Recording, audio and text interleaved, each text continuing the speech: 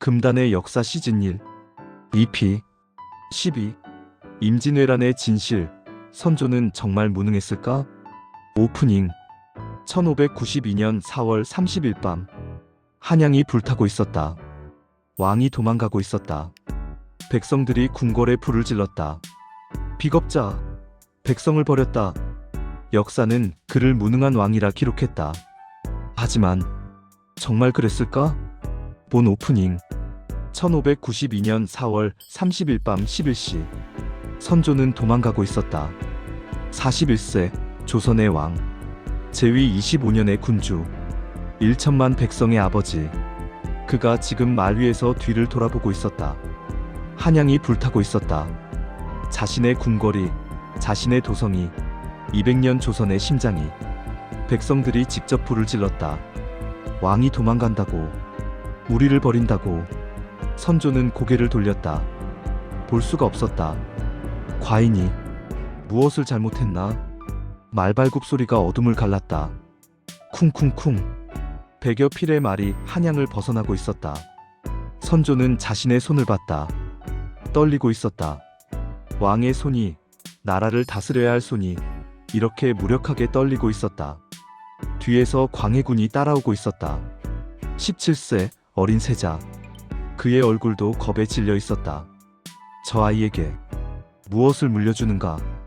불타는 나라를, 도망가는 왕위를. 류성룡이 말을 몰아 다가왔다. 영의정, 선조가 가장 믿는 신하. 하지만 지금 그의 얼굴도 창백했다. 전하, 괜찮으십니까? 선조는 대답하지 않았다. 괜찮을 리가 없었다. 자신의 나라가 무너지고 있는데, 자신은 도망가고 있는데 어떻게 괜찮을 수 있겠는가? 전하, 과인은. 선조가 처음으로 입을 열었다. 목소리가 갈라져 있었다. 과인은 무능한가? 류성룡은 대답하지 못했다. 입술만 달싹거렸다. 선조가 쓴웃음을 지었다. 대답하지 않는 것이 대답이로군. 그래, 과인은 무능하다. 인정한다. 전하, 아니다. 과인이 무능하지 않다면 지금 조선이 이 지경이겠는가? 18일 만에 한양이 함락되겠는가? 과인이 도망가겠는가? 선조는 하늘을 올려다봤다. 별이 보였다. 냉정하게 빛나고 있었다. 저 별들도 과인을 비웃고 있겠지. 말을 더 빨리 몰았다. 도망가기 위해 자신으로부터도. 오늘 당신은 목격자가 된다. 역사상 가장 논란 많은 왕의 선택을. 그는 정말 무능했을까? 아니면 어쩔 수 없었을까? 지금부터 일시간 당신은 판사가 된다. 장면일 18일 전의 선택. 1592년 4월 12일 18일 전 선조는 어좌에 앉아 있었다. 경복궁 근정전, 조선의 심장.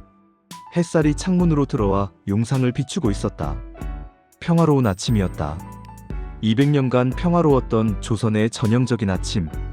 하지만 선조의 마음은 평화롭지 않았다. 조정회의가 시작됐다.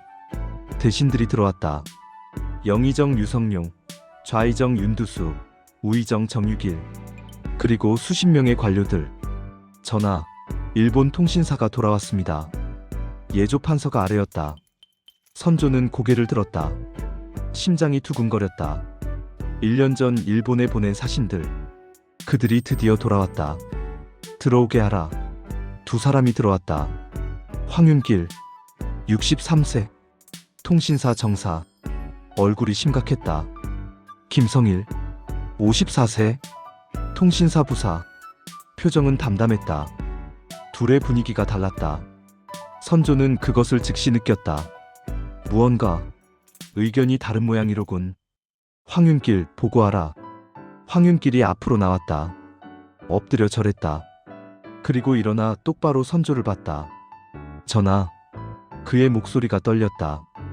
일본은 매우 위험합니다. 정적이 흘렀다.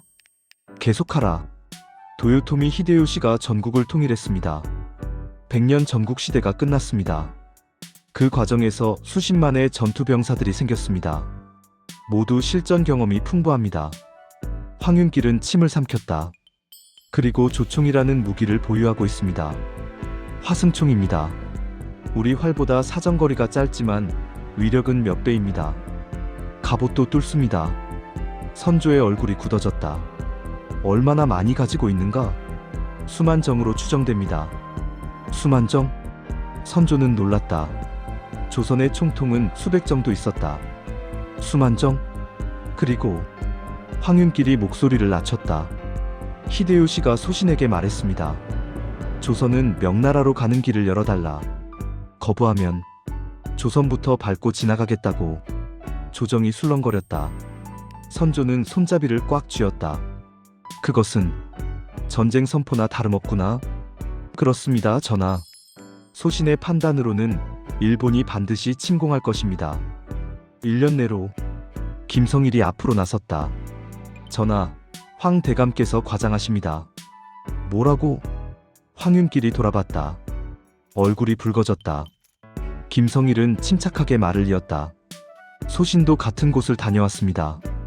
하지만 황 대감과는 다른 것을 봤습니다. 그게 무슨? 일본 백성들은 가난했습니다. 100년 전쟁으로 피폐해져 있었습니다. 군사들도 규율이 없고 훈련도 제대로 안 돼 있었습니다. 거짓말을. 황윤길이 소리쳤다. 자네는 눈이 멀었나? 아니면 겁을 먹어서 제대로 보지 못한 게야? 감히. 김성일도 목소리를 높였다. 소신이 겁쟁이라고 하십니까? 소신은 있는 그대로 봤습니다. 황 대감이야말로 불안에 떨어 과장하는 것 아닙니까? 둘이 서로를 노려봤다. 선조는 머리가 복잡해졌다. 둘 중 누구 말이 맞는가? 대신들이 의견을 냈다. 이항복이 나섰다. 전하, 황윤길 대감의 말이 맞다면 즉시 전쟁을 대비해야 합니다. 어떻게 대비하겠는가? 성곽을 수리하고 군사를 훈련시키고 무기를 대량 제조해야 합니다. 호조 판서가 반대했다. 이 판서, 그것이 얼마나 큰 비용인지 아십니까? 전국의 성곽을 수리하려면 은수만 양이 듭니다.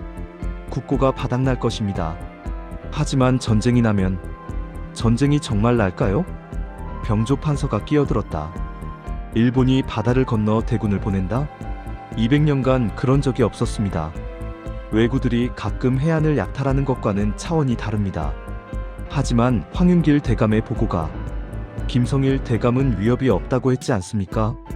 선조는 두 손으로 이마를 짚었다. 어떻게 해야 하나? 준비하자니 돈이 문제고 안 하자니 불안하고. 그때 한 젊은 관료가 나섰다. 이덕형이었다. 전하, 소신에게 한 가지 제안이 있습니다. 말해보라. 전국의 성곽을 다 수리할 수는 없습니다. 하지만 주요 거점만이라도 보강하면 어떻겠습니까? 부산, 동래, 상주, 충주 등. 선조는 고개를 끄덕였다. 그것은 현실적이로군. 그리고 군사훈련을 강화하고 조총 제조법을 연구하면. 호조 판서가 다시 반대했다. 그래도 비용이 막대합니다. 게다가 백성들에게 부역을 시키면 원성이 높아질 것입니다. 하지만 전하, 생각해 보십시오. 만약 황윤길이 틀리고 김성일이 맞다면 우리가 괜히 나라를 혼란에 빠뜨리고 백성들을 고통스럽게 하고 국고만 탕진하는 것입니다. 선조는 괴로워했다. 맞는 말이었다. 만약 전쟁이 안 일어나면 거대한 낭비가 된다. 그리고 백성들의 원망을 산다. 하지만 만약 전쟁이 일어나면 준비 안 한 조선은 무너진다. 결국 선조는 결정을 미뤘다. 일단 조금 더 지켜보자. 황윤길이 답답해했다. 전하, 그때는 늦습니다.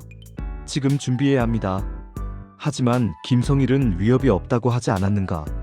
전하, 소신의 눈을 믿어주십시오. 선조는 손을 들어 제지했다. 황윤길, 자네 말도 들었고 김성일 말도 들었다. 과인이 판단하겠다. 물러가라. 전하, 물러가라 했다. 선조의 목소리가 높아졌다. 황윤길은 어쩔 수 없이 물러났다. 하지만 그의 얼굴은 절망으로 가득했다. 회의가 끝났다. 선조는 혼자 남았다. 창밖을 바라봤다. 평화로운 한양이 보였다. 백성들이 장사하고 웃고 살아가고 있었다. 과인이 잘 결정한 것인가? 불안했다. 하지만 확신이 서지 않았다. 만약 황윤길이 틀리고 김성일이 맞다면 괜히 백성들 세금만 올리고 나라를 혼란에 빠뜨리는 것이다. 하지만 만약 그 반대라면 선조는 고개를 저었다. 아니다. 200년간 평화였다. 일본이 설마 정말 쳐들어올까? 그렇게 큰 전쟁을. 그는 믿고 싶은 것을 믿기로 했다. 김성일의 말을. 위협이 없다는 말을. 그날 밤 선조는 잠들지 못했다. 꿈속에서 불타는 한양을 봤다. 도망가는 자신을 봤다. 전하! 전하! 선조는 식은땀을 흘리며 깨어났다. 꿈이었구나. 하지만 18일 후 그 꿈은 현실이 됐다. 구독 멘트. 여러분, 여기서 잠깐. 선조의 선택 어떻게 생각하시나요? 준비해야 했을까요? 아니면 믿고 기다린 게 맞을까요? 이 이야기가 궁금하시다면 지금 바로 구독 버튼을 눌러주세요. 좋아요도 꾹 눌러주시고요. 알림 설정까지 해두시면 다음 이야기를 놓치지 않으실 겁니다. 여러분의 한 번의 클릭이 저에게는 큰 힘이 됩니다. 자, 그럼 18일 후 무슨 일이 일어났는지 계속 보시죠. 장면이 부산의 악몽. 1592년 4월 13일 새벽. 부산. 정발은 막루에서 바다를 보고 있었다. 48세 부산진첨사. 부산진성을 지키는 책임자. 동이 트고 있었다. 아름다운 새벽이었다. 바다는 잔잔했고 갈매기들이 날아다녔다. 평화로웠다. 정발은 하품을 했다. 밤새 보초를 섰다. 피곤했다. 오늘도 평화로운 하루겠지. 그때였다. 수평선이 검어지기 시작했다. 처음에는 착각인 줄 알았다. 눈을 비볐다.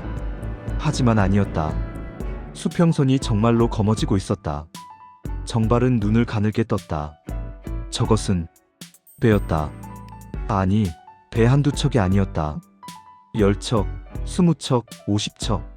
아니, 수백 척. 정발은 얼어붙었다. 이게. 손이 떨렸다.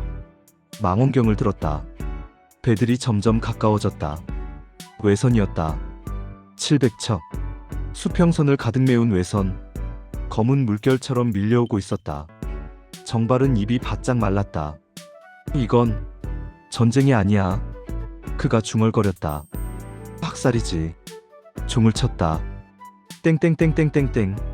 병사들이 잠에서 깨어 뛰어나왔다. 무슨 일입니까? 적습이다. 정발이 소리쳤다. 왜군이다. 수백 척이 온다. 병사들이 막루로 올라와 바다를 봤다. 그리고 얼어붙었다. 저게 다 배입니까? 전원 무장. 성벽으로. 정발은 달려내려갔다. 갑옷을 입었다. 칼을 찼다. 부산진성에는 군사가 3,000명 있었다. 아니, 정확히는 2,800명. 나머지는 휴가 중이거나 탈영했다. 평화로운 시절에는 군기가 해이해졌었다. 이제 와서 후회해봤자. 정발은 성벽으로 올라갔다. 왜군이 상륙하고 있었다. 배에서 병사들이 쏟아져 나왔다. 개미떼처럼. 1만 명. 아니, 1만 5천 명. 정발은 계산했다. 우리 3,000대 왜군 1만 5천. 5대1. 이길 수 없다.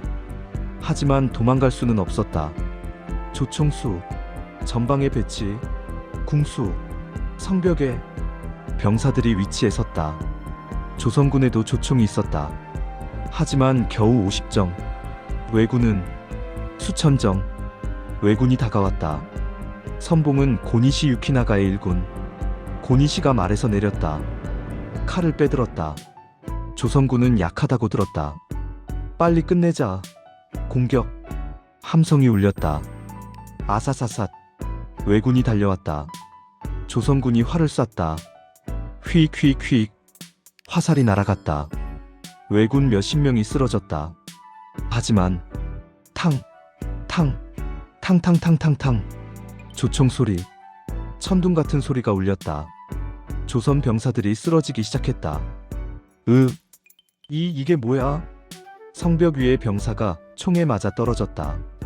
총알이 성벽을 뚫어. 공포가 퍼졌다. 정발은 이를 악물었다. 조총. 소문으로만 들었는데 이렇게 강할 줄이야. 왜군이 성벽에 도달했다. 사다리를 걸었다. 사다리를 밀어내라. 조선 병사들이 창으로 사다리를 밀었다. 하지만 끊임없이 새 사다리가 걸렸다.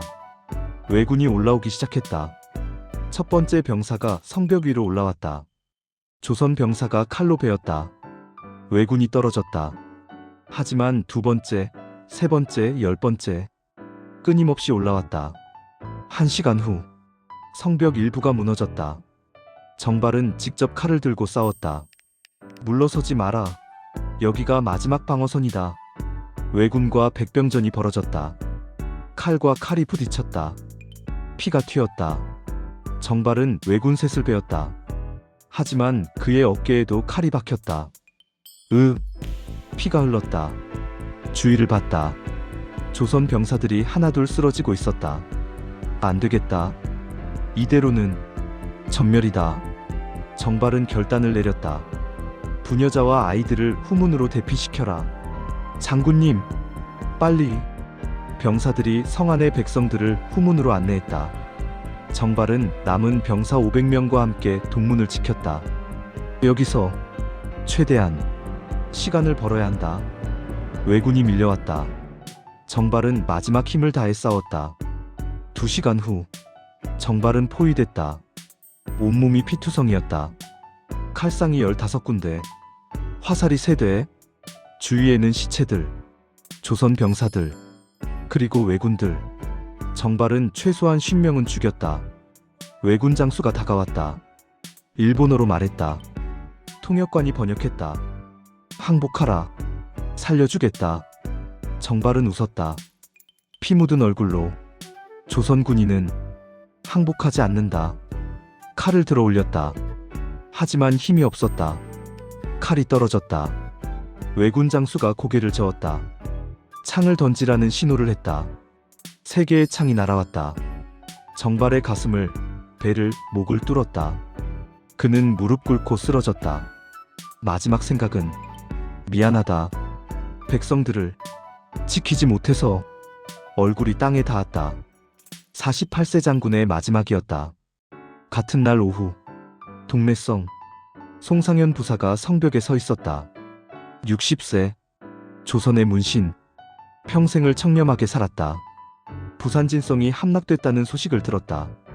전령이 피를 흘리며 달려왔었다. 부사님, 부산진성이 2시간 만에 함락됐습니다. 송상현은 창백해졌다. 2시간? 겨우 2시간? 동래성은 부산진성보다 크고 군사도 좀 더 많았다.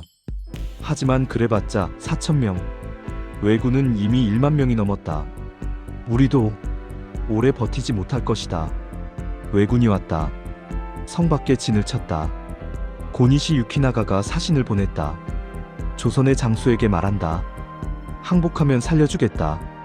거부하면 성 안의 모든 사람을 죽이겠다. 송상현은 붓을 들었다. 나무판에 글씨를 썼다. 전사역이 항해난. 싸워서 죽기는 쉬워도 왜에게 굴복하며 사는 것은 어렵다. 나무판을 성벽에 걸었다. 왜군 사신이 그것을 보고 돌아갔다. 고니시가 웃었다. 어리석은 놈. 좋다. 공격. 왜군이 총공격을 시작했다. 동래성 전투는 하루가 걸렸다. 조선군은 용감하게 싸웠다. 송상현은 직접 활을 쏘고 칼을 휘둘렀다. 60세의 나이에. 하지만 왜군이 너무 많았다. 성벽이 무너졌다. 왜군이 쏟아져 들어왔다. 송상현은 객사로 달려갔다. 그곳에서 관복을 정갈하게 입었다. 나는 조선의 신하로 죽는다. 왜군이 객사로 들어왔다. 송상현은 자리에 앉아 있었다. 눈을 감고. 왜군이 칼을 휘둘렀다. 송상현의 목이 떨어졌다. 하지만 그의 몸은 그대로 앉아 있었다. 왜군들도 그 모습에 놀랐다. 저 양반 대단하군. 동래성 함락. 부산진성에 이어 이틀 만에 조선의 남쪽 관문이 무너졌다. 왜군은 북상을 시작했다. 한양을 향해. 한양. 경복궁. 선조가 급보를 받았다. 전하. 급보병이 뛰어들어왔다. 숨이 차서 말을 잇지 못했다. 진정하고 말해보라. 선조는 불안했다. 심장이 빠르게 뛰었다. 부산진성이 함락됐습니다. 뭐라고? 그리고 동래성도. 선조는 일어섰다. 얼마나 버텼나? 부산진성은 2시간, 동래성은 하루. 선조의 다리가 풀렸다. 의자에 주저앉았다. 2시간? 하루? 믿을 수 없었다. 성곽이 그렇게 쉽게 무너진다고? 왜군은 얼마나 되나? 15만이라 합니다. 15만? 선조는 얼굴이 하얗게 질렸다. 조선군 전체가 10만도 안 됐다. 그것도 전국에 흩어져 있었다. 15만 왜군을 어떻게 막는가? 류성룡이 앞으로 나왔다. 전하, 즉시 군사를 남쪽으로 보내야 합니다. 누구를 보내야 하나? 신립장군을 보내십시오. 신립 56세 조선 최고의 명장 여진족을 무찌른 영웅. 선조는 고개를 끄덕였다. 그래, 신립이라면 신립을 보내라. 하지만 선조는 혼자 있을 때 불안했다. 15만 너무 많다. 신립이 이길 수 있을까? 창밖을 봤다. 평화로운 한양. 하지만 그 평화는 얼마나 갈까? 황윤길, 그가 옳았구나. 과인이 잘못 판단했다. 후회가 밀려왔다. 하지만 이미 늦었다. 장면 3탕금대의 비극. 1592년 4월 28일 충주 탕금대. 신립은 지도를 펼쳐놓고 보고 있었다. 56세. 백발이 성성했지만 눈빛은 날카로웠다. 왜군이 상주를 지나 이곳으로 온다. 부장들이 모여 있었다. 장군님, 우리 병력은 8천입니다. 왜군은 1만 8천으로 추정됩니다. 신립은 고개를 끄덕였다. 2배 정도로군. 그렇습니다. 이길 수 있다. 신립은 자신만만했다. 부장 하나가 조심스럽게 말했다. 장군님, 충주산성으로 들어가서 싸우는 것이 어떻겠습니까? 신립은 고개를 저었다. 산성? 안 된다. 하지만 왜군의 조총을 막으려면 산성에 들어가면 포위당한다. 그리고 우리의 강점인 기병을 쓸 수 없다.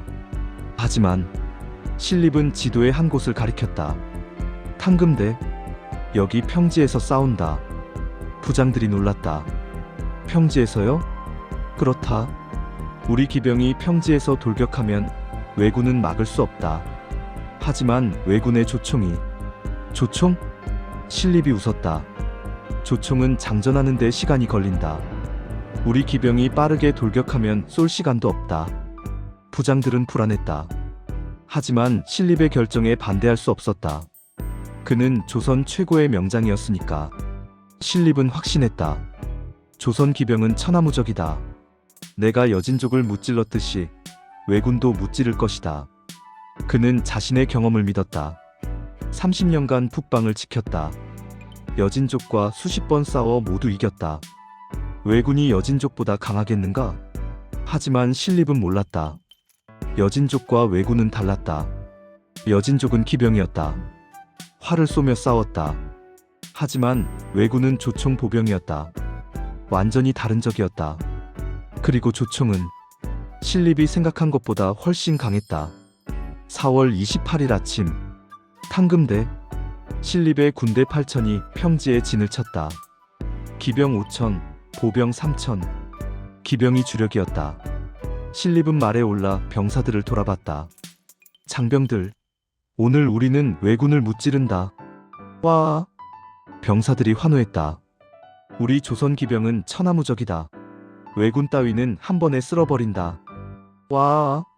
사기가 높았다. 신립도 자신만만했다. 오전 10시 왜군이 나타났다. 수평선 끝에서 검은 물결이 밀려왔다.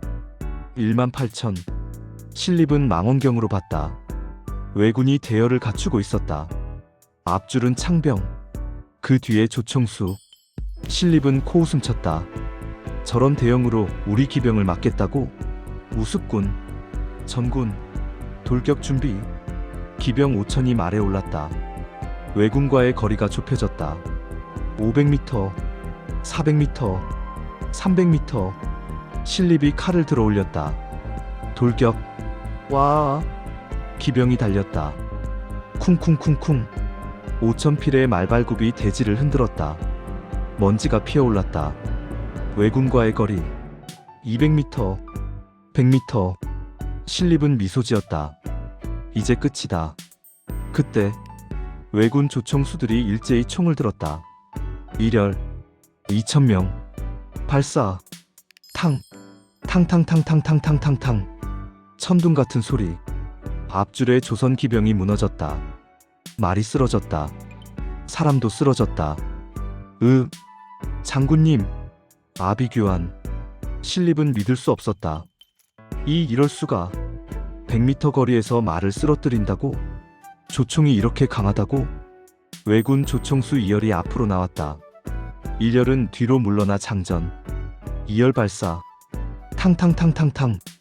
더 많은 기병이 쓰러졌다. 3열. 탕탕탕탕. 조선 기병 대열이 무너지기 시작했다. 말들이 공포에 질려 이리저리 뛰었다. 대혼란. 신립은 소리쳤다. 물러서지 마라. 계속 돌격. 하지만 병사들은 겁에 질렸다. 조총 소리가 천둥처럼 울렸다. 동료들이 눈앞에서 쓰러졌다. 겁을 먹지 않을 수 없었다. 왜군 보병이 달려들었다. 칼과 창을 들고. 이미 사기가 꺾인 조선군은 제대로 싸우지 못했다. 백병전. 하지만 일방적인 학살에 가까웠다. 2시간 후 조선군 8,000 중 6,000이 전사했다. 신립은 남은 병사 1,000여 명을 이끌고 후퇴했다. 강으로. 탕금대 아래 흐르는 강. 강가에 도착했다. 신립은 말에서 내렸다. 갑옷을 벗었다. 부하가 달려왔다. 장군님, 어디 가십니까? 신립은 대답하지 않았다. 강으로 걸어 들어갔다. 차가운 물이 발목을, 무릎을, 허리를 적셨다. 과인이 무능했구나. 자만했다. 적을 얕잡아봤다. 평지에서 싸우면 이긴다고 믿었다. 하지만 틀렸다. 조총 앞에서 기병은 무용지물이었다. 그리고 그 오판으로 6,000명을 죽였다. 내가 죄인이다. 물이 가슴까지 찼다. 장군님, 안 됩니다. 부하들이 소리쳤다. 하지만 신립은 더 깊이 걸어 들어갔다. 그리고 물속으로 몸을 던졌다. 차가운 물이 그를 감쌌다. 56세 명장의 마지막이었다. 한양. 경복궁. 선조가 보고를 받았다. 신립 장군이 전사하셨습니다. 신하의 목소리가 떨렸다. 선조는 의자를 움켜쥐었다. 뭐라고? 탕금대에서 대패했습니다. 8,000 중 6,000이 전멸했다고? 선조의 목소리가 높아졌다. 그럼 한양을 지킬 군사가 류성룡이 앞으로 나왔다. 얼굴이 창백했다. 전하, 없습니다. 없다고? 예. 한양과 왜군 사이에 조선군이 없습니다. 침묵. 선조는 현실을 깨달았다. 한양이 무너진다. 류성룡이 무릎 꿇었다. 전하, 피란을 준비하셔야 합니다. 선조는 고개를 들었다. 과인이 도망가야 한다고? 선택의 여지가 없습니다. 전하께서 왜군에게 잡히시면 조선은 그날로 끝입니다. 하지만 백성들은 전하께서 살아계셔야 백성들도 삽니다. 선조는 눈을 감았다. 손이 떨렸다. 과인이 도망자가 되는구나. 구독 멘트. 여러분, 잠깐만요. 지금 선조의 심정이 느껴지시나요? 신립이 패했습니다. 한양을 지킬 군사가 없습니다. 선조는 선택해야 합니다. 도망갈 것인가, 남을 것인가? 여러분이라면 어떻게 하시겠어요? 댓글로 의견 남겨주세요. 그리고 이 이야기가 재미있으시다면 좋아요 꼭 눌러주시고 구독과 알림 설정도 부탁드립니다. 여러분의 응원이 저에게 큰 힘이 됩니다. 자, 그럼 선조가 어떤 선택을 하는지 계속 보시죠. 장면사 도망가는 왕의 밤. 4월 30일 밤 7시. 선조는 침전에 앉아 있었다. 창밖을 보고 있었다. 한양이 보였다. 평화로운 저녁이었다. 하지만 그 평화는 이틀 후면 끝난다. 왜군이 곧 한양에 도착할 것이다. 과인은 어떻게 해야 하나? 문이 열렸다. 류성룡이 들어왔다. 전하, 필한 준비가 완료됐습니다. 선조는 대답하지 않았다. 전하? 과인이 정말 가야 하는가? 류성룡은 무릎 꿇고 앉았다. 전하, 이것은 비겁이 아닙니다. 아니다. 선조가 고개를 저었다. 이것은 비겁이다. 과인이 백성을 버리고 도망가는 것이다. 전하, 전하께서는 조선 그 자체입니다. 전하께서 살아계셔야 조선 그 자체? 선조가 쓴웃음을 지었다. 과인이 조선 그 자체라면 왜 조선이 이 지경인가? 과인이 무능해서 아닌가? 전하, 과인이 황윤길의 말을 들었어야 했다. 전쟁을 준비했어야 했다. 하지만 과인은 우유부단했다. 믿고 싶은 것만 믿었다. 선조는 손으로 얼굴을 감쌌다. 이 모든 것이 과인 탓이다. 류성룡은 아무 말도 하지 못했다. 사실이었으니까. 선조가 준비했다면 이렇게까지 되지는 않았을 것이다. 하지만 지금 그것을 말해봤자 무슨 소용인가? 전하, 과거를 후회해도 바뀌지 않습니다. 지금 해야 할 일은 미래를 준비하는 것입니다. 선조는 고개를 들었다. 미래? 과인에게 미래가 있는가? 있습니다. 전하께서 살아계신 한 조선은 망하지 않습니다. 그렇겠지. 선조는 일어섰다. 준비하라. 출발한다. 밤 9시. 선조는 옷을 갈아입었다. 용포가 아니었다. 평복, 양반옷, 거울을 봤다. 왕이 아니었다. 그냥 도망자였다. 이것이 과인의 모습이구나. 광해군이 들어왔다. 17세. 어린 얼굴에 두려움이 가득했다. 아바마마. 광해야. 선조는 아들을 껴안았다. 무섭지? 광해군이 고개를 끄덕였다. 과인도 무섭다. 선조가 솔직하게 말했다. 과인도 왕이지만 사람이다. 무섭고 도망가고 싶다. 광해군은 아버지를 처음 봤다. 이렇게 약한 모습을. 항상 강한 척했던 왕이 아니라 무서워하는 한 인간을. 아바마마. 광해야, 과인을 따라오너라. 위험하지만 함께 가자. 예, 아바마마. 밤 11시. 출발 시간. 선조는 침전을 나섰다. 복도를 걸었다. 궁녀들이 늘어서 있었다. 수백 명. 모두 울고 있었다. 전하, 전하, 저희도 데려가 주소서. 선조는 걸음을 멈췄다. 가슴이 찢어지는 것 같았다. 데려가고 싶었다. 모두. 하지만 불가능했다. 말이 부족했다. 식량도, 술에도, 왕실 가족만으로도 빠듯했다. 각자 도망가거라. 그가 차갑게 말했다. 목소리가 떨렸지만 궁녀들이 무릎 꿇고 울었다. 전하, 저희를 버리시는 겁니까? 살려주소서. 선조는 고개를 돌렸다. 볼 수가 없었다. 빠르게 걸었다. 밖으로. 울음소리가 뒤에서 들렸지만 돌아보지 않았다.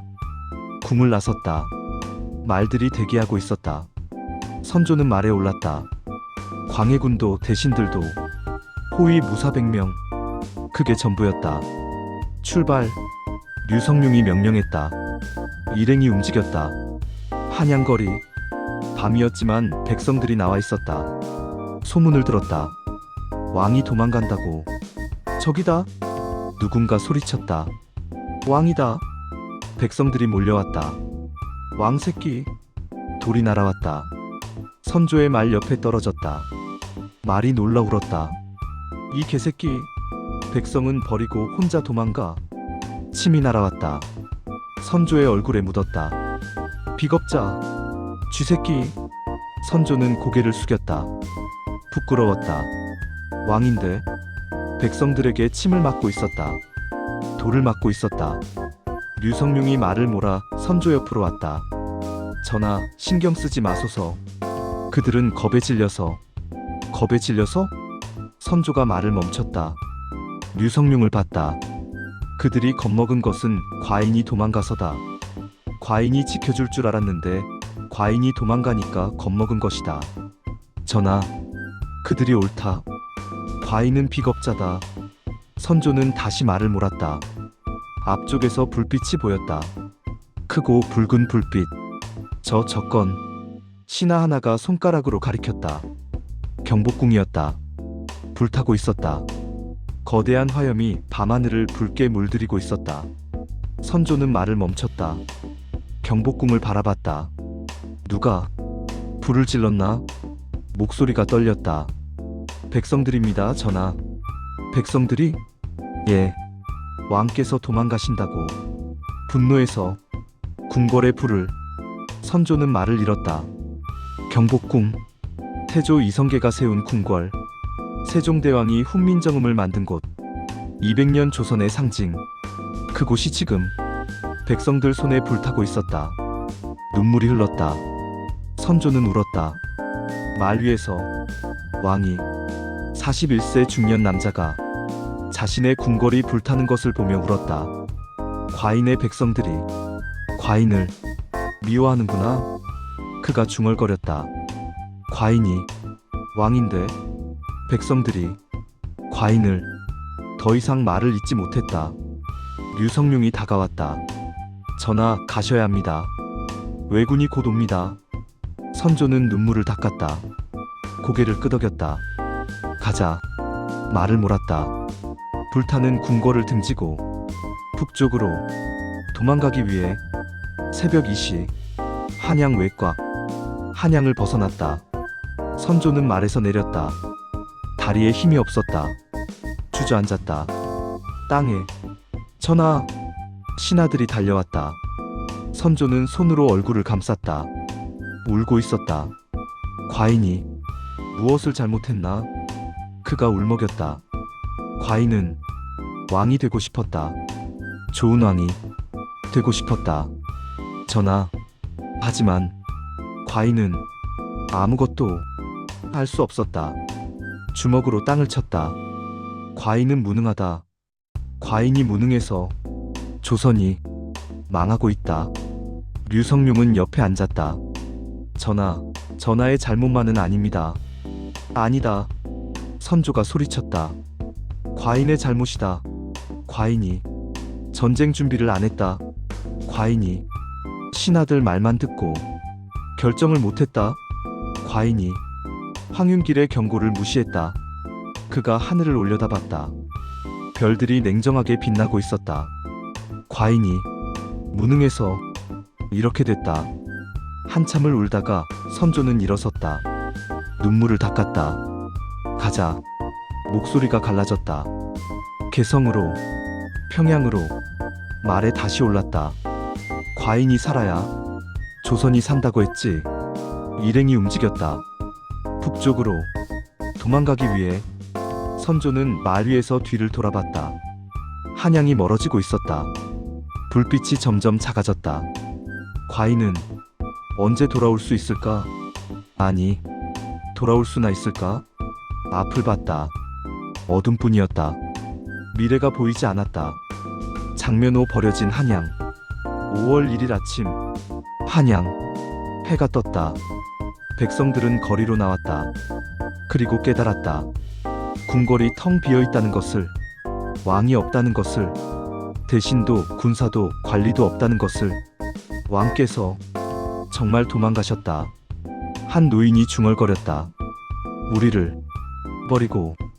처음에는 믿을 수 없었다. 설마 정말 가셨을까? 어젯밤 소문이 사실이었어. 우리를 두고 혼자. 믿을 수 없음이 분노로 바뀌었다. 이 개새끼들, 백성을 버렸어. 한 남자가 소리쳤다. 왕이라는 놈이, 신하라는 놈들이. 분노가 전염됐다. 순식간에 거리가 들끓었다. 궁궐로 가자. 군중이 창덕궁으로 몰려갔다. 문이 굳게 닫혀 있었다. 문 열어. 아무 대답이 없었다. 부어. 백성들이 문을 부수기 시작했다. 나무 문이 삐걱거렸다. 그리고 무너졌다. 백성들이 궁궐로 쏟아져 들어갔다. 궁녀들이 떨고 있었다. 제발 살려주세요. 한 궁녀가 무릎 꿇었다. 왕께서 우리도 버리고 가셨어요.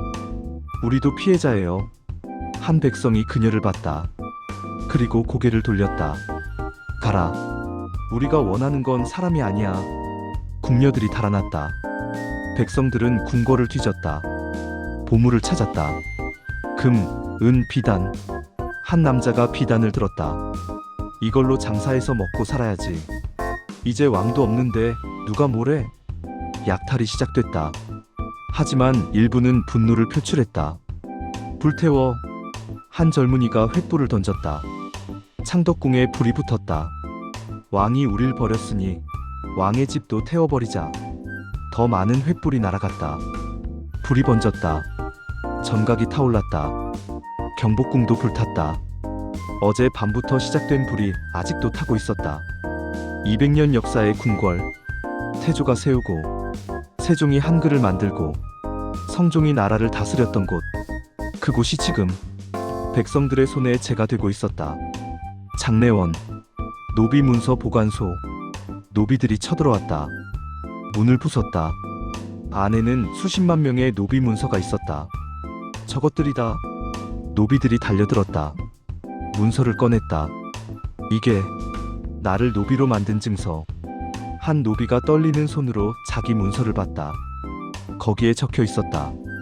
이름, 나이, 주인. 이제 이건 필요 없어. 불에 던졌다. 문서가 타올랐다. 다른 노비들도 따라했다. 수십만 장의 문서가 불탔다. 한 노비가 웃으며 소리쳤다. 나는 이제 자유다. 우리 모두 자유야. 왕이 우릴 버렸으니 우리도 왕을 버린다. 환호성. 노비 제도가 적어도 한양에서는 이 순간 무너졌다. 하지만 모두가 기뻐한 것은 아니었다. 한 노파가 타는 궁궐을 보며 울었다. 왕께서 돌아오실 건가?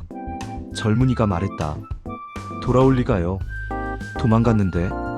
그럼 우리는 왜군 손에 넘어가는 거죠. 노파는 더 크게 울었다. 공포가 퍼지기 시작했다. 5월 2일 저녁, 한양 동쪽. 정찰병이 달려왔다. 왜군이다. 왜군이 온다. 백성들이 패닉에 빠졌다. 어떻게? 도망가자. 일부는 짐을 싸서 북쪽으로 도망갔다. 하지만 대부분은 남았다. 도망갈 곳이 없었다. 노인들, 아이들, 병자들. 그들은 그저 집에서 떨고 있을 수밖에 없었다. 5월 3일 새벽, 왜군이 한양에 들어왔다. 고니시 유키나가가 선봉이었다. 텅 빈 도성, 불탄 궁궐. 왕은 어디 있나? 고니시가 통역관에게 물었다. 도망갔습니다. 도망? 고니시가 웃었다. 왕이 백성을 버리고 도망갔다고? 예, 이상한 나라로구나. 고니시는 병사들에게 명령했다. 백성들을 해치지 마라. 우리는 정복자이지 약탈자가 아니다. 왜군이 한양 거리를 행진했다. 하지만 약탈은 하지 않았다. 백성들은 놀랐다. 왜군이 우리를 안 죽인다. 고니시는 백성들을 모았다. 종로거리에 수천 명이 모였다. 고니시가 통역관을 통해 말했다. 조선 백성들이여, 모두 귀를 기울였다. 우리는 너희를 해치러 온 것이 아니다. 웅성거림. 우리는 명나라를 치러 간다. 조선은 그저 길을 열어주면 된다. 계속 들었다. 너희 왕은 너희를 버렸다. 하지만 우리는 버리지 않는다. 몇몇 백성들이 수군거렸다. 너희가 협력하면 우리는 너희를 보호할 것이다. 일부 백성들이 유혹당했다. 왕은 우리를 버렸는데 왜군은 보호한다고. 한 상인이 앞으로 나왔다. 소인은 이 지역을 잘 압니다. 길 안내를 해드리겠습니다. 고니시가 만족스럽게 웃었다. 좋다. 그날 밤 일부 양반들이 고니시를 찾아왔다. 우리는 왕에게 억울하게 버림받았습니다. 협력하겠습니다. 고니시는 그들을 환영했다. 조선의 양반들이 협력한다니. 좋다. 너희에게 관직을 주겠다. 하지만 모두가 협력한 것은 아니었다. 한 선비가 밤에 몰래 도성을 빠져나갔다. 남쪽으로, 전라도로. 그의 이름은 곽재우. 34세. 왕은 도망갔다. 하지만 조선은 우리 것이다. 그는 결심했다. 내가 싸우겠다. 왕이 안 한다면 백성이 한다. 다른 곳에서도 비슷한 움직임이 있었다. 조원, 경상도에서, 고경명, 전라도에서, 김천일, 경기도에서 그들은 의병을 일으키기 시작했다. 백성들이 일어섰다. 왕이 버렸지만 나라는 버리지 않았다. 장면육 바다의 영웅 이순신. 5월 7일 전라도 여수, 전라좌 수영. 이순신은 전선 위에 서 있었다. 47세 전라좌 수사. 바다가 잔잔했다. 평화로웠다. 하지만 이순신의 마음은 평화롭지 않았다. 부하가 급히 달려왔다. 장군님, 급보입니다. 무슨 일인가? 부산이 함락됐습니다. 이순신은 고개를 끄덕였다. 알고 있다. 그리고 한양도 함락됐지. 이순신은 침착했다. 왕께서는 평양으로 피랑 가셨습니다. 이순신은 바다를 바라봤다. 육지는 졌다.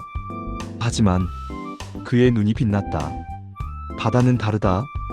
부하가 조심스럽게 물었다. 장군님, 우리는 무엇을 해야 합니까? 우리의 싸움을 한다. 하지만 왕께서도 도망가셨는데.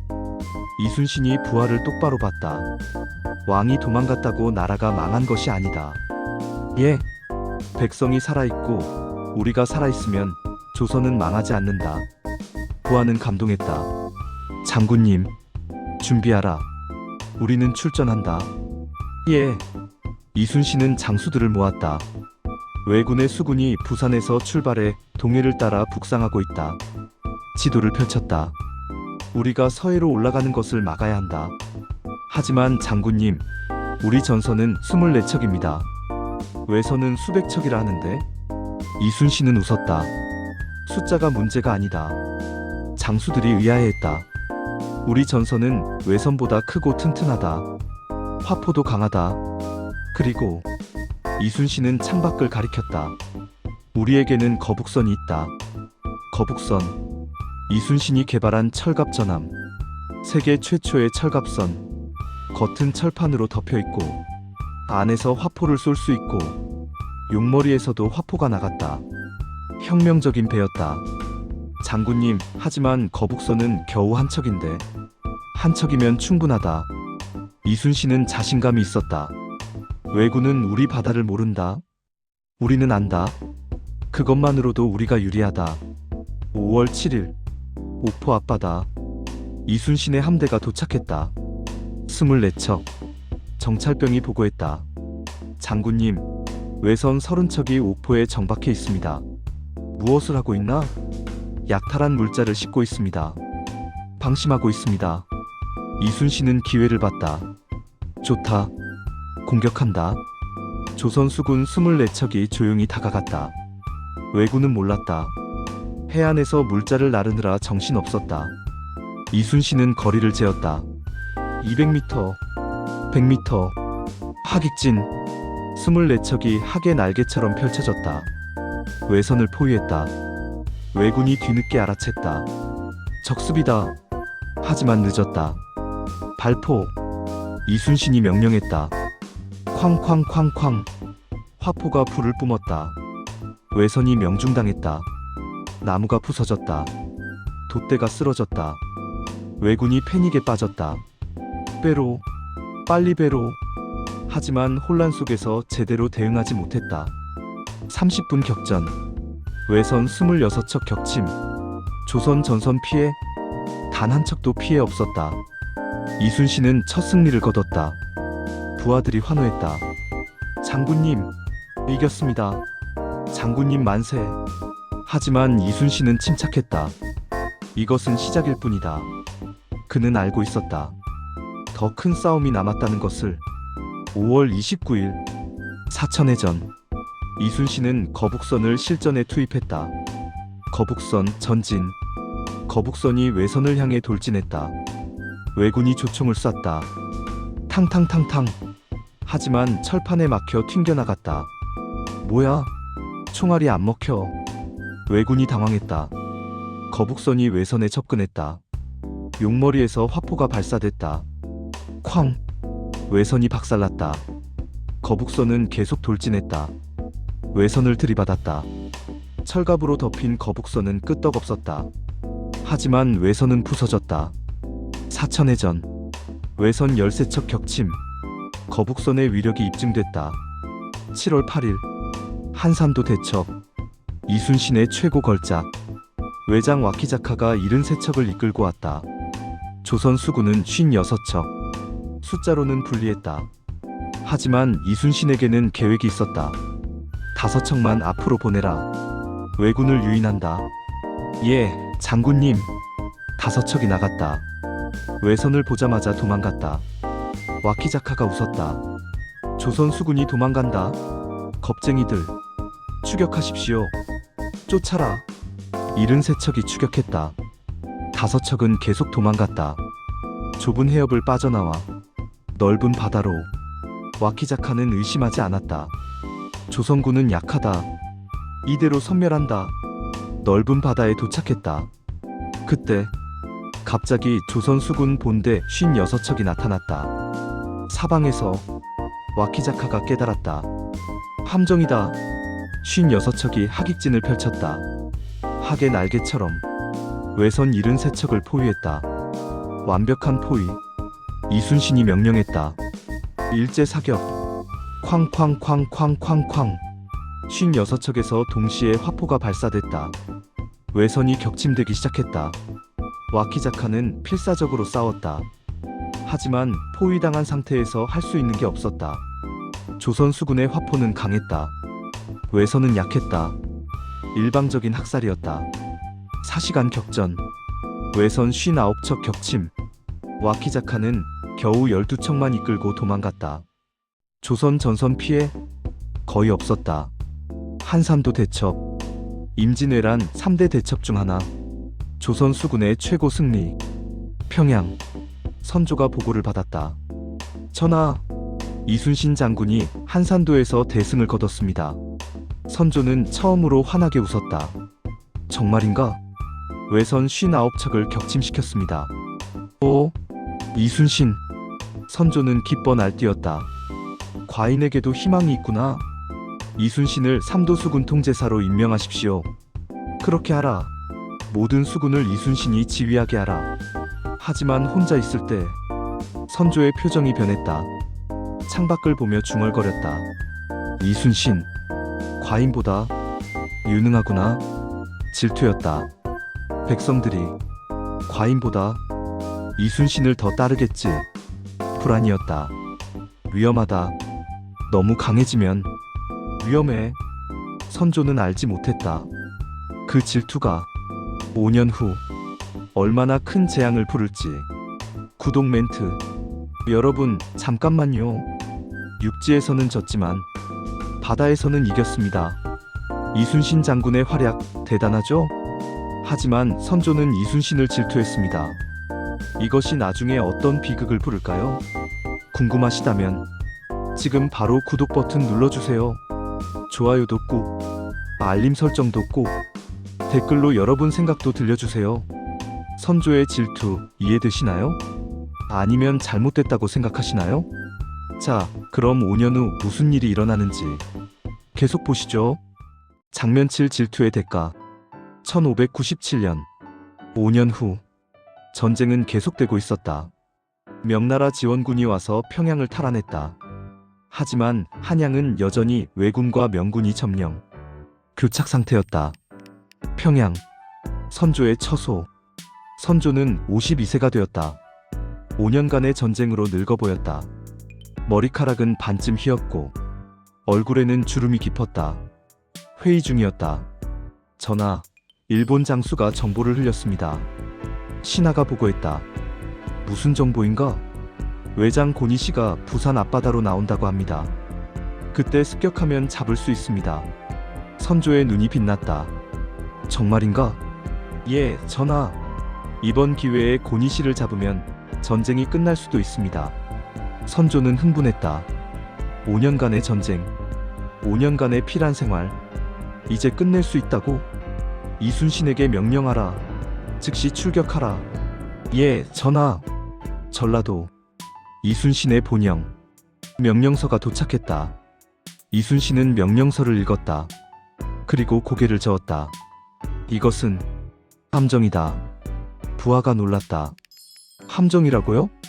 왜군이 일부러 정보를 흘린 것이다. 이순신은 지도를 펼쳤다.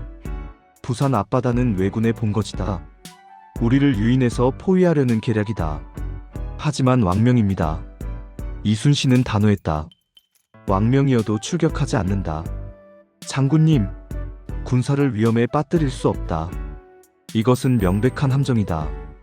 평양. 선조가 보고를 받았다. 뭐? 이순신이 왕명을 거부했다고? 얼굴이 붉어졌다. 감히 왕명을 거역해?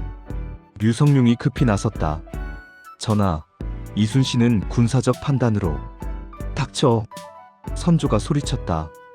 류성룡은 놀랐다. 선조가 이렇게 화낸 것은 처음이었다.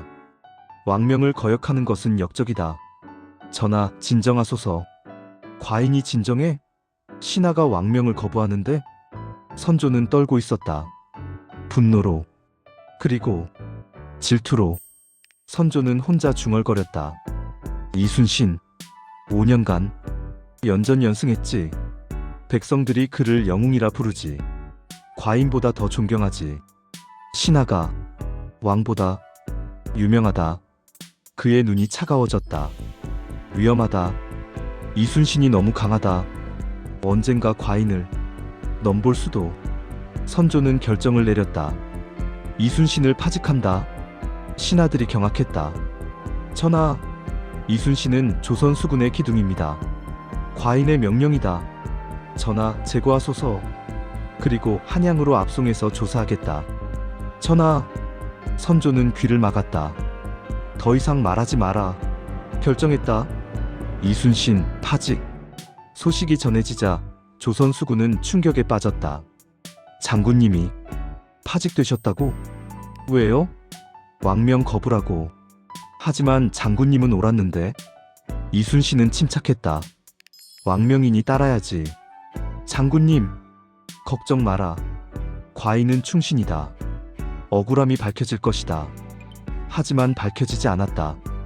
이순신은 한양으로 압송됐다. 고문당했다. 네가 왕명을 거부한 이유가 무엇이냐? 함정이었기 때문입니다. 거짓말. 네가 왕을 무시해서다. 채찍이 내려왔다. 이순신은 이를 악물었다. 한 달 후 이순신은 풀려났다. 증거가 없었다.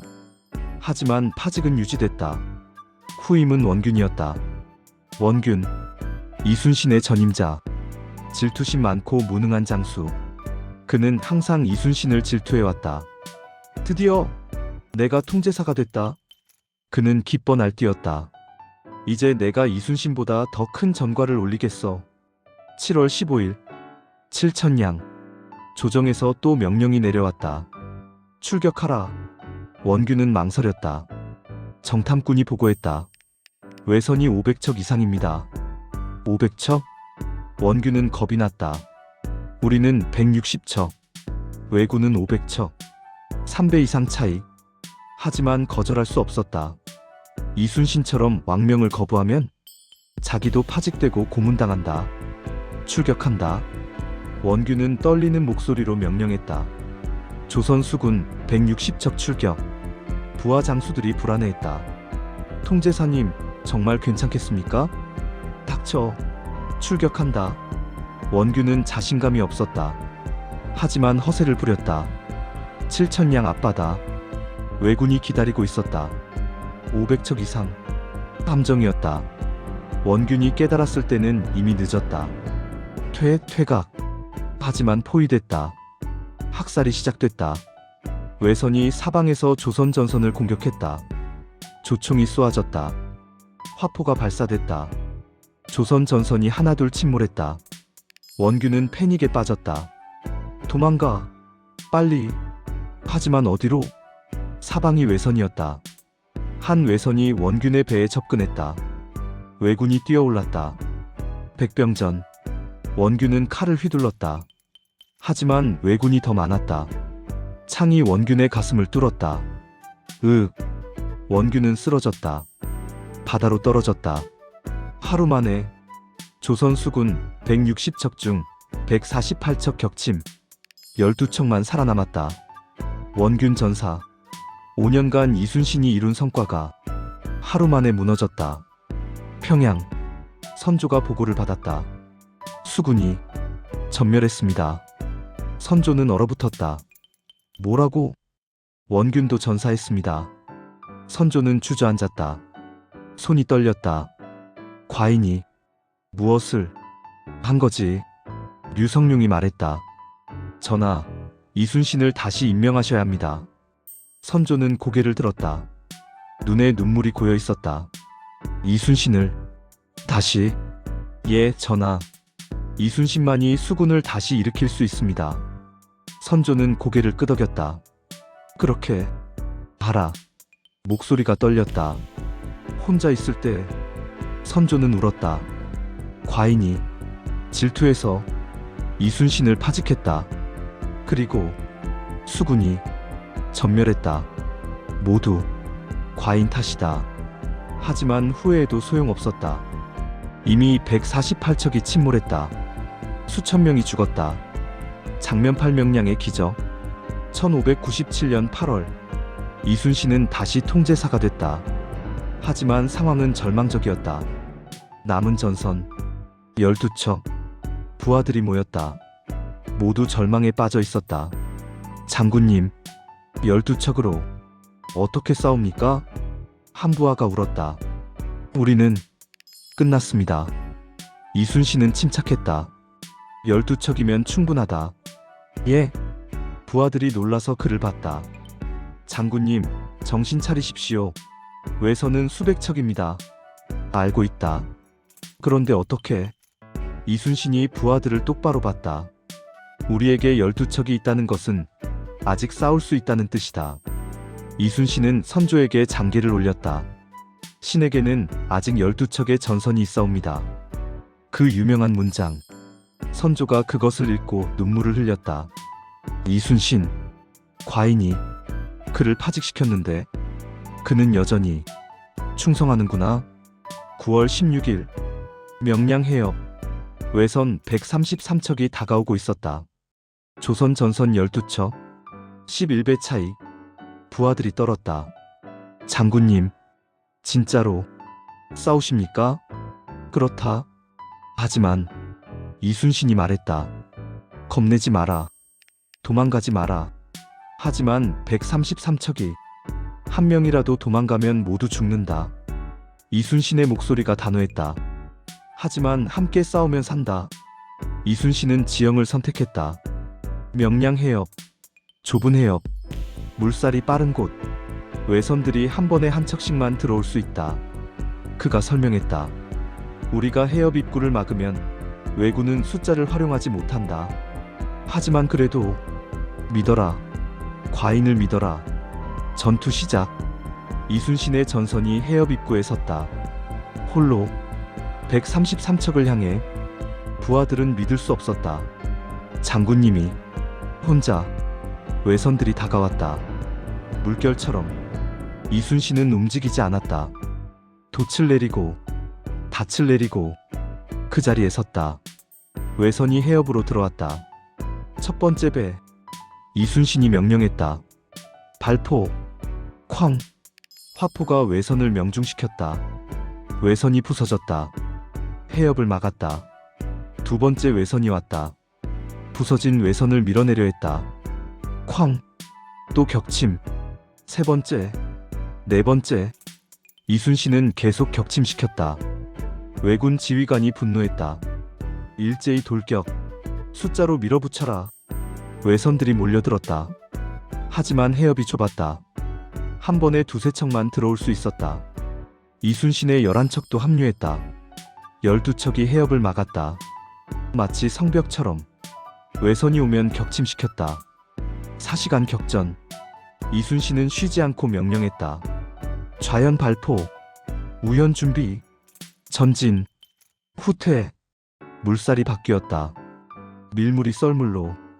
외선들이 밀려났다. 제어할 수 없었다. 혼란에 빠졌다. 이순신이 기회를 봤다. 전군 돌격. 12척이 전진했다. 혼란에 빠진 외선을 공격했다.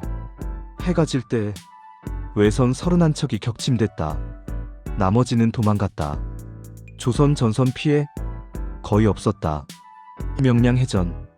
세계해전사의 기적. 12척으로 133척을 물리친 전투. 평양. 선조가 보고를 받았다. 12척으로 133척을 이겼다고? 예, 전하. 31척을 격침시키고 나머지는 도망갔습니다. 선조는 복잡한 표정을 지었다. 안도, 감사, 그리고 질투. 이순신, 과인이 파직시켰는데 그는 이렇게 큰 승리를 과인보다 훨씬 위대하구나. 선조는 혼자 중얼거렸다. 이순신은 영웅이다. 하지만 과인은 무엇인가 질투하고 파직시키고 무능한 왕. 장면구 노량과 이순신의 죽음. 1598년 8월 18일 일본 도요토미 히데요시가 죽었다. 62세 병사. 임종 직전. 조선 정복 못했구나. 그가 중얼거렸다. 명나라도 못했고 과인의 꿈이 숨을 거뒀다. 일본 장수들이 모였다. 태압께서 돌아가셨다. 이제 전쟁을 끝내야 한다. 철수하자. 결정됐다. 조선 왜군 철수 명령이 내려졌다. 7년 전쟁이 끝나고 있었다. 11월 전라도. 이순신은 소식을 들었다. 왜군이 철수하고 있습니다. 알고 있다. 장군님, 그럼 전쟁이 끝나는 겁니까? 아니다. 이순신은 고개를 저었다. 도망가는 적을 놓아주면 안 된다. 예. 살려보내면 다시 온다. 완전히 섬멸해야 한다. 명나라 장수 진린이 찾아왔다. 이 제독, 우리가 도망가는 왜군을 섬멸합시다. 그렇게 하겠습니다. 두 사람은 악수했다. 11월 19일 새벽 노량 해협. 외선 500척이 철수하고 있었다. 7년간 약탈한 물자를 가득 싣고 조선인 포로들도 태우고 이순신과 진린의 연합함대가 기다리고 있었다. 저들을 한 명도 살려보내지 않는다. 이순신이 말했다. 진린이 고개를 끄덕였다. 동감입니다. 새벽 2시 전투 시작. 이순신은 53세였다. 7년 전쟁 23번의 해전. 단 한 번도 지지 않았다. 오늘이 마지막 전투였다. 치열한 전투. 왜군도 필사적이었다. 고국으로 돌아가야 했다. 이순신은 선봉에 섰다. 직접 칼을 휘두르고 명령하고 싸웠다. 새벽에서 아침으로 외선 200척이 격침됐다. 승리가 눈앞이었다. 그때 탕! 조총 소리. 이순신의 가슴에 탄환이 박혔다. 그가 비틀거렸다. 부하들이 달려왔다. 장군님! 이순신이 손을 들어 막았다. 피가 흘렀다. 붉은 피가 갑옷을 적셨다. 저기 보고 있다. 그가 힘겹게 말했다. 내 죽음을 말리지 마라. 장군님, 안 됩니다. 전투가 한창이니. 이순신은 마지막 힘을 다해 말했다. 신물어나사, 내 죽음을 알리지 마라. 그리고 쓰러졌다. 53세 조선 최고의 영웅. 전장에서 죽었다. 부하들은 울었다. 하지만 이순신의 명령을 따랐다. 시신을 가렸다. 계속 싸웠다. 전투가 끝난 후 이순신의 죽음이 공표됐다. 장군님께서 전사하셨습니다. 조선 수군이 무릎 꿇고 울었다. 장군님, 장군님. 명군 장수 진린도 울었다. 이순신, 진짜 영웅이었다. 그는 통곡했다. 평양, 선조가 보고를 받았다. 이순신이 전사했다고? 예, 전하. 노량해전에서. 침묵. 선조의 얼굴은 복잡했다. 슬픔? 안도? 죄책감? 그 자신도 몰랐다. 이순신은 충신이었다. 그가 중얼거렸다. 하지만 눈물은 흐르지 않았다. 선조는 창밖을 봤다. 이순신, 과인이 질투했다. 파직시켰다. 하지만 그는 끝까지 충성했다. 그리고 죽었다. 과인은 무엇인가? 선조는 자문했다. 대답은 없었다. 1598년 12월 왜군 완전 철수, 임진왜란 종료. 7년 전쟁이 끝났다. 하지만 승리 같지 않았다. 100만 명이 죽었다. 궁궐이 불탔다. 문화재가 약탈당했다. 백성들이 굶주렸다. 조선은 이겼다. 하지만 폐허만 남았다. 장면신 무능인가 불운인가. 에필로그. 1599년 봄, 한양. 선조는 한양으로 돌아왔다. 7년 만이었다. 한양은 변해 있었다. 경복궁은 없었다. 재만 남았다. 창덕궁도 반쯤 불탔다. 거리는 황폐했다. 선조는 마차에서 내렸다. 천천히 걸었다. 경복궁 터를 향해 도착했다. 넓은 터, 무너진 돌, 탄 나무. 그게 전부였다. 선조는 무릎 꿇고 앉았다. 과인이 지키지 못했다. 그가 중얼거렸다. 조상님들께 죄송합니다. 고개를 숙였다. 류성룡이 다가왔다. 전하, 일어나소서. 과인은 죄인이다. 전하, 과인이 무능해서 이렇게 됐다. 류성룡은 아무 말도 하지 못했다. 사실이었으니까. 하지만 선조는 일어섰다. 재건해야겠지. 예, 전하. 경복궁을 다시 짓겠는가? 류성룡이 물었다. 선조는 고개를 저었다. 아니다. 돈이 너무 많이 든다. 그럼 백성을 먼저다. 백성들이 굶고 있다. 궁궐은 나중에. 선조는 정책을 펼쳤다. 세금 3년 면제, 곡식 무상 지급, 토지 재분배, 의병 포상. 백성들의 평가가 조금씩 나아졌다. 왕께서 세금을 면제해 주셨어. 곡식도 나눠주시고. 생각보다. 하지만 전쟁 때 도망가신 건 사실이잖아. 그래도 지금은 백성을 생각하시는 것 같아. 하지만 완전히 용서하지는 않았다. 선조는 그것을 알았다. 백성들은 과인을 용서하지 않는구나. 1600년 선조에게 또 다른 고민이 생겼다. 후계자 문제. 광해군 25세 선조의 둘째 아들. 하지만 서자였다. 전쟁 중 광해군은 헌신했다. 분조를 이끌고 의병을 모으고 백성을 위로했다. 백성들은 광해군을 사랑했다. 선조보다 더. 선조는 불안했다. 광해가 과인보다 인기가 많다. 그때 새 왕비가 아들을 낳았다.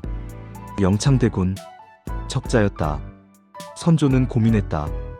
광해는 서자, 영창은 적자. 법적으로는 영창이. 하지만 광해가 전쟁 중 공이. 우유부단했다. 결정하지 못했다. 1608년 2월 1일 선조가 병에 걸렸다. 위독했다. 병상에 누웠다. 57세. 늙어 보였다. 신하들이 모였다. 전하, 후계자를. 선조는 눈을 떴다. 광해를. 세자를. 예, 전하. 하지만 영창이. 적자. 말이 어눌해졌다. 과인은 결정을 못하겠다. 전하, 너희들이 알아서. 2월 2일 선조가 죽었다. 57세. 재위 41년. 마지막 순간 선조는 무엇을 생각했을까? 무능한 왕으로서의 삶을, 임진왜란 7년을, 도망갔던 그 밤을, 이순신에 대한 질투를, 아니면 그냥 한 인간으로서 최선을 다하려 했지만 부족했던 자신을. 알 수 없다. 2024년 동구릉 선조의 무덤. 목릉. 한 가족이 찾아왔다. 아버지와 두 아이. 아빠, 여기가 선조 임금님 무덤이에요? 14세 딸이 물었다. 그래, 선조는 나쁜 왕이었죠? 도망간. 아버지는 잠시 생각했다. 나쁜 왕도 아니고 좋은 왕도 아니야. 무슨 뜻이에요? 복잡한 왕이었어. 아버지가 설명했다. 무능하기도 했고 불운하기도 했어. 상상해봐. 너희가 반장인데 갑자기 학교에 불이 났어. 너무 커서 끌 수 없어. 너희라면 어떻게 할 거야? 119에 신고하고 친구들 대피시키고. 맞아. 하지만 만약 불이 너무 커서 어쩔 수 없다면 저도 도망갈 것 같아요. 그게 선조야. 하지만 선조는 준비를 안 했잖아요. 12세 아들이 물었다. 맞아. 그건 선조의 잘못이야. 아버지가 인정했다. 전쟁이 올 거라는 경고를 받았는데 믿지 않았어. 우유부단했어. 그럼 무능한 거잖아요? 그렇지. 부분적으로는. 하지만 동시에 아버지가 무덤을 봤다. 200년간 평화였던 나라에 갑자기 15만 대군이 쳐들어왔어. 어떤 왕이라도 어려웠을 거야. 그럼 불운한 거예요? 그것도 맞아. 그럼 선조는 뭐예요? 딸이 물었다. 아버지가 웃었다. 복잡한 사람이야. 무능하기도 하고 불운하기도 하고 노력하기도 하고 질투하기도 하고 그냥 사람이네요? 맞아. 그냥 사람이었어. 왕이지만 가족은 묵념했다. 바람이 불었다. 무덤 위로 나뭇잎이 흔들렸다. 마치 선조가 속삭이는 것 같았다. 나는 선조다. 나는 무능했다. 전쟁 준비를 안 했고 우유부단했고 질투심이 많았다. 하지만 나는 노력했다. 이순신을 발탁했고 끝까지 버텼고 백성을 구휼했다. 나는 비겁했다. 도망갔다. 백성을 버렸다. 하지만 조선을 지켰다. 끝까지 포기하지 않았다. 나는 평범했다. 영웅이 아니었다. 하지만 최선을 다했다. 역사여, 나를 판단하라. 하지만 공평하게. 나는 인간이었으니. 자막.